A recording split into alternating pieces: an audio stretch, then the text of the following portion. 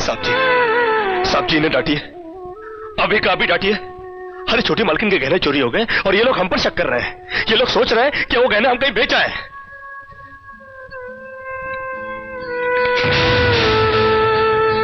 बाकी के रुपए कहाँ है कृष्णा? क्या क्या पूछा आपने साहब जी? मैं पूछ रहा हूं कि बाकी के रुपए कहाँ है? ये आप पूछ रहे हैं साहब जी अपने कृष्णा से? देखो कृष्णा, गलती हर इंसान से होती है। तुम मुझे सही सही बता दो कि गहने तुमने कहां बेचे, मैं तुम्हें कुछ नहीं कहूंगा। अब कहने के लिए बाकी क्या है साहब जी? एक छोटा सा सवाल पूछ के आपने बहुत कुछ कह दिया है साहब जी। कृष्णा, बात को आगे मत बढ़ाओ।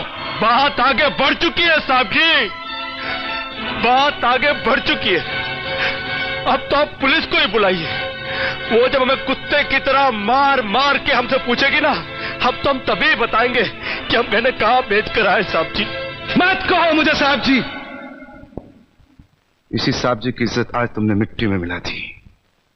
क्या कुछ नहीं किया था मैंने तुम्हारे लिए, उसका मुझे तुमने ये बतला दिया। अरे भैया ये क्या? अरे हट जाओ ज्योति। जिस दिन मेरी फैक्ट्री जलकर राख हो गई थी और मैं बर्बाद हो गया था, मुझे उतना दुख नहीं हुआ था कृष्णा जितना आज हुआ जब तुमने इस घर में चोरी की है। साहब जी, बचपन में जब हमारे माँ बाप मर गए थे ना और हम अनाथ हो गए थे ना, तब भी हमें इतना दुख नहीं हुआ था जितना दुख हमें आज हुआ है जब आपने हमें चोर कहा साहब जी। आपने हमें चोर कैसे कहा साहब जी? और ज्यादा सफाई देने की जरूरत नहीं है।